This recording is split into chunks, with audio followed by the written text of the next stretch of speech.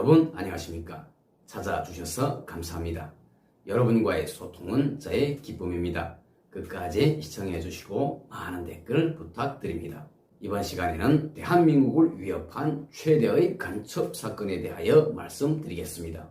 김일성은 자신이 최대로 품을 들여 한국에 심어놓은 간첩망이 일망타진되고 그 망책이 총살되었다는 보고를 받고 침대에서 떨어졌습니다. 얼마나 충격이 컸으면 김일성이 침대에서 떨어졌겠습니까? 이 사건은 1960년대에 있은 일입니다. 박정희 대통령 집권 시기였고 김영욱 씨가 중앙정보부장으로 있을 때 일입니다. 6.25 전쟁의 실패로 기분이 좋지 않았던 김일성에게는 또 다른 아픔이 있었습니다. 그것은 김일성이 너무 아끼고 사랑했던 탐정의 천재라고 할 수 있는 성시백을 잃은 것입니다. 성시백망도 역시 우리 대한민국의 애국정보망이 전쟁 초기에 들춰냈습니다.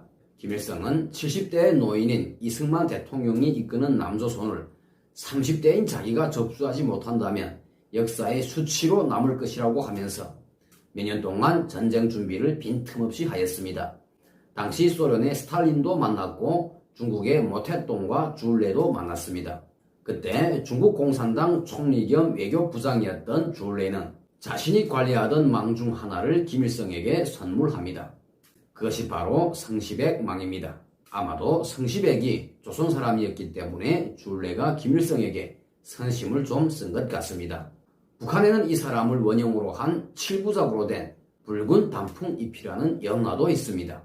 6.25 전쟁 초기에 이런 강력한 정보망을 잃은 김일성은 그에 대한 봉창을 하기 위해서 수많은 달러를 뿌려가며 더욱 노심초사하여 새로운 간첩망을 꾸렸습니다. 이 간첩망의 망책의 이름은 김종태이며 간첩망의 공식적인 명칭은 통일혁명당이었습니다. 김일성은 김종태에게 대한민국에서 위력한 야당을 하나 만들어 가지고 앞으로 통일대업에 크게 기여하게 하라고 특별 임무를 주었습니다. 김일성은 김종태에게 돈은 원하는 대로 얼마든지 줄 테니 한번 일판을 크게 펼쳐보라고 하였습니다. 그때 김일성은 김종태에게 당신이 꾸린 야당이 여당이 되면 그것이 곧 통일이요 라고 했다고 합니다. 우리의 자유민주주의 국가 안에 하나의 야당이 공산 간첩 소굴이었다는 것은 정말로 위험천만한 일이었습니다. 다행히도 당시 1968년도에 우리의 중앙정보부가 이 간첩 야당을 일망타진하여 치명적인 위협을 막아냈습니다. 그때 이 간첩망에서는 함선 같은 큰 배도 여러 척 나왔고 기관총과 수류탄을 비롯한 수많은 무기들도 나왔습니다. 오늘도 우리 자유대한에 공산주의를 지향하는 사람들이 있다면 아마도 그 뿌리는 이 간첩당이 아닐까 생각해 봅니다. 김일성은 김종태를 잃은 것이 너무도 아까워 다음 해인 1969년 7월에 그의 고향 항해도에 있는 대학의 명칭을 김종태 사범대학으로 부르도록 지시하였습니다. 또한 사진에서 보시는 것처럼 북한의 우표에도 그의 얼굴이 나와 있습니다. 남조선 혁명투사 김종태 동지. 뿐만 아니라 김일성은 우리 대한민국으로 말하면 삼성 같은 대기업의 이름을 그의 이름으로 불리우도록 지시하였습니다. 북한에서는 연합기업소 하면 우리 대한민국으로 말하면 대기업입니다. 김일성은 평양기관차 연합기업소를 김종태 전기기관차 연합기업소로 부르도록 지시하였고 그에게 2개의 영웅칭호를 주었습니다. 김종태는 비록 죽었지만 김일성은 그의 공로를 높이 평가해 주었습니다. 김일성이 그의 공로를 높이 평가해 주었다는 것은 그만큼 그가 우리 자유 대한민국에는 얼마나 큰 위협이었는가 하는 것을 말해줍니다. 김종태의 시신은 비록 북한에 없지만 김일성은 북한의 애국 열사릉에 우리로 말하면 국립현충원 같은 곳에 돌사진과 함께 그의 봉분을 만들어 주었습니다. 어찌 보면 이제부터가 더 중요할 수 있습니다. 이 간첩당의 부총책이 누군지 아십니까? 그가 바로 신영복입니다. 이 사람은 총살은 면했지만 우리 대한민국 법의 심판을 받고 20년 넘게 감옥살이를 하였습니다. 그러다가 다시는 간첩짓을 안 하겠습니다 라고 전향을 하고 나왔습니다. 그런데 공산 간첩이었던 이 사람을 전향하고 나와서도 계속 공산주의 사상을 주장하고 다녔던 이 사람을 우리 자유민주주의 대한민국의 대통령이 자기가 존경하는 사상가라고 연설하는 대목을 듣고 저는 엄청 큰 충격을 받았습니다. 그 대목을 잠깐 들어보시겠습니다. 제가 존경하는 한국의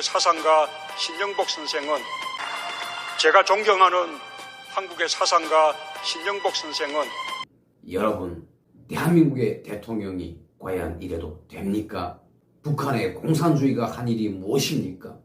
세습 독재뿐입니다. 300만의 국민을 아사시킨 것뿐입니다. 그러면서도 나라의 모든 미인들을 뽑아 기쁨조를 만들고 은풍영월로 세월을 보낸 것뿐입니다. 독재라는 카드를 유지하기 위하여 핵무기를 만들어낸 것뿐입니다. 그래서 3만 수천 명이 목숨을 걸고 그 지옥을 떠나 이 자유의 땅 대한민국으로 왔습니다. 그 과정에 죽거나 감옥에 가신 분들은 30만 명이 넘습니다. 10명 중 1명이 살아서 자유대한의 품에 안겼습니다. 저는 대한민국의 정치가들이 남과 북의 서로 다른 70여 년을 다시 한번 생각해 보시기 바랍니다. 자유민주주의 배를 타고 70여 년이 흐른 우리 대한민국은 세계 10강에 속하는 경제 대국이 되었다는 사실을, 그러나 공산주의 배를 타고 70여 년이 흐른 저 북한은 세습 독재뿐이고 세계에서 가장 가난한 10손가락에 꼽히는 어두운 동네가 되었다는 사실을. 감사합니다. 다음 시간에 또 뵙겠습니다. 삼천리 금수강산 우리나라는 단군민족 모두의 정든 집이요. 분탄의 청벽 속에 갈라져만 살지 말고 우리 서로 힘을 합쳐 이 장벽 허물자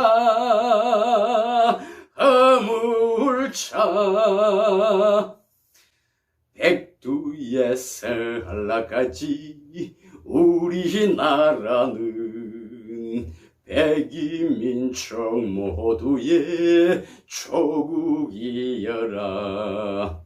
분열의 이 역사를 한탄만 하지 말고 우리 서로 마음 합쳐